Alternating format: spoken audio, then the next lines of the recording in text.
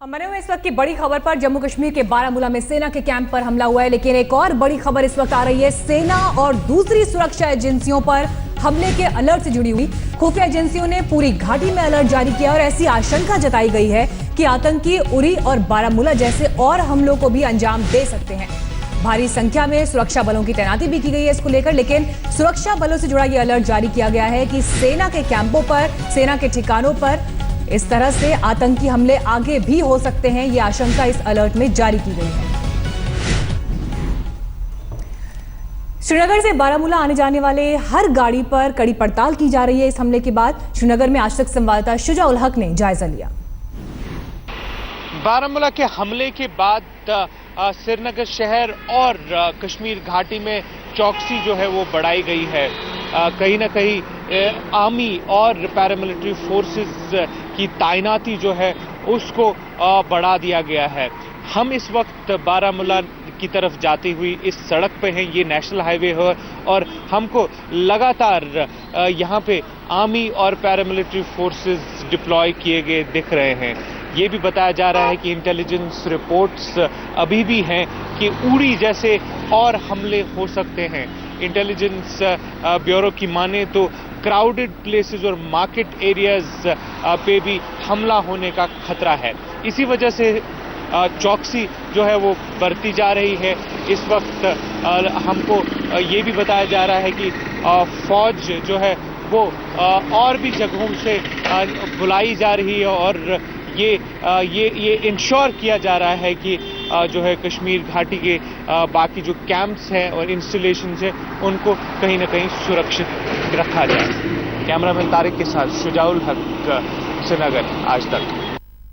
तो हमारे संवाददाता शुजा की यह रिपोर्ट आपने देखी, लेकिन देश भर में हाई अलर्ट कर दिया गया है। इसके अलावा अगर सिर्फ स्पेसिफिकली जम्मू कश्मीर की बात करें, क्योंकि सेना के ठिकानों को निशाना बनाया गया और साथ ही अलर्ट ये आ रहा है कि आगे भी इस तरह के हमले हो सकते हैं। इसको लेकर सुरक्षा चाक चौबंद कर दी गई है। हमारे साथ हमारे संवाददाता मौजूद है। पठानकोट से सत्येंद्र चौहान हमारे साथ हैं, साथ ही जम्मू से जितेंद्र बहादुर सिंह इस वक्त हमारे साथ मौजूद है। जितेंद्र का रुख हम करेंगे। जितेंद्र, अलर्ट ये जारी किया गया है कि सेना के कैंपों को आगे भी निशाना बनाया जा सकता है। हम देख रहे हैं कि पठानकोट, गुरदासपुर, उसके बाद उरी और अब एक बार फिर बारामूला में सेना के कैंप को निशाना बनाया गया। देखिए, जब सर्जिकल स्ट्राइक भारत की तरफ से पाकिस्तान के जो आतंकी कैंप हैं पाक अधिकृत कश्मीर में किया गया था 29 सितंबर को, उसके बाद से ही इस बात की आशंका जताई जा रही थी कि पाकिस्तान की तरफ से जो पाक समर्थित आतंकवादी हैं वो भारत के जो महत्वपूर्ण इंस्टॉलेशंस हैं जैसे कि आर्मी कैंप हो गया या फिर बीएसएफ की कानवाई पर हमला कर सकते हैं। तो वही सारी चीजें यहाँ पर दिखाई पड़ रही हैं और इस तरीके से अलर्ट भी जारी किया गया है अलग अलग जगहों पर। जम्मू कश्मीर में अलर्ट जारी किया गया है। जम्मू के जो अलग अलग रास्ते हैं वहां पर सुरक्षा व्यवस्था और ज्यादा बढ़ा दी गई है। आपको बताना चाहेंगे कि अभी भी आर्मी की तरफ से जो कॉम्बिंग ऑपरेशन है बारामूला में वो चलाया जा रहा है। रात 10:30 बजे के आसपास जिस तरीके से इस पूरी घटना को अंजाम आतंकवादियों ने दिया, जो जानकारी हमारे पास इस वक्त मौजूद है उसके मुताबिक हंदवाड़ा और बारामूला का जो हाईवे है उस हाईवे की तरफ से 2 आतंकवादी घुसपैठ करके और वहां पर जो गेट है, जो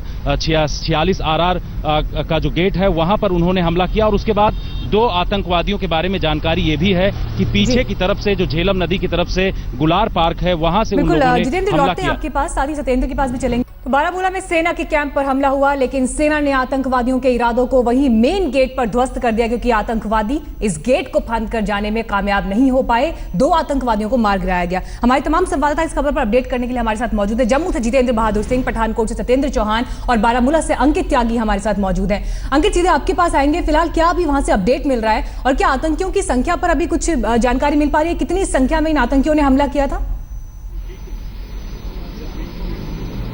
जी, अभी तक कोई आधिकारिक पुष्टि नहीं हुई है कि कितनी संख्या में आतंकवादी थे, लेकिन जिस तरीके से हमला किया गया उससे एक बात स्पष्ट है कि 2 से ज्यादा आतंकवादी थे। करीब अंदाजा ये लगाया जा रखा है कि 4 से 6 आतंकवादी भी हो सकते हैं। 2 आतंकवादी जिन्होंने 46 राष्ट्रीय राइफल के जो कैंप है उसके मेन गेट पर ग्रेनेड दागने के बाद अंदर घुसने की कोशिश करी, उनको 3 घंटे चली मुठभेड़ में उसके बाद मार गिराया गया और उनको अंदर नहीं घुसने दिया गया। साथ ही साथ झेलम नदी के पास से दूसरी तरफ से भी हमला हुआ था, जिस जिसमें काफी देर तक 1-1.5 घंटे तक लगातार फायरिंग हुई। उसके बाद उन आतंकवादियों ने फायरिंग बंद कर दी। अभी तक रात 1:30 बजे के बाद से अभी तक फायरिंग नहीं हुई है, लेकिन 4 पैरा कमांडोज जो स्पेशल फोर्सेस के पैरा कमांडोज हैं उनको भी अब कैंप के अंदर दाखिल कराया गया है। सुबह सूरज की पहली किरण के साथ सर्च ऑपरेशन शुरू हो गए हैं पूरे कैंप के और उसके आसपास के इलाके में, और इस समय जो पैरा कमांडोज हैं वो अंदर कैंप के एक इंच को खंगाल रहे हैं और साथ में बाहर भी पूरी सर्च के ऑपरेशन जारी हैं। साथ ही साथ एक जानकारी ये भी आ रही है कि कहीं ना कहीं ऐसा लगता है कि एक आतंकवादी इस हमले में घायल भी हुआ, उसको गोली लगी और वो झेलम नदी की तरफ गया। वो शायद वहां पर भी झेलम नदी के ऊपर भी इस समय सर्च ऑपरेशन जारी है।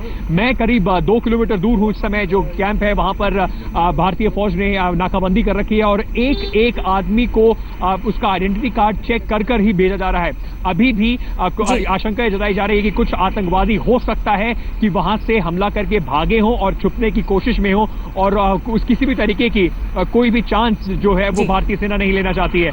साथ ही साथ हमें ये भी बताया गया है कि जो सीनियर अधिकारी हैं बीएसएफ के और भारतीय फौज के वो इस समय कैंप में पहुंच चुके हैं और पूरे ऑपरेशन की निगरानी कर रहे हैं। एक जवान बीएसएफ का इसमें शहीद हुआ है। लौटते हैं अंकित आपके पास और अपडेट्स के लिए, लेकिन 2 आतंकवादियों को मार गिराया गया और ऐसी आशंका है कि आतंकवादी और ज्यादा संख्या में हो सकते हैं, जिसको लेकर कॉम्बिंग ऑपरेशन उस इलाके में अब तेजी से चलाया जा रहा है।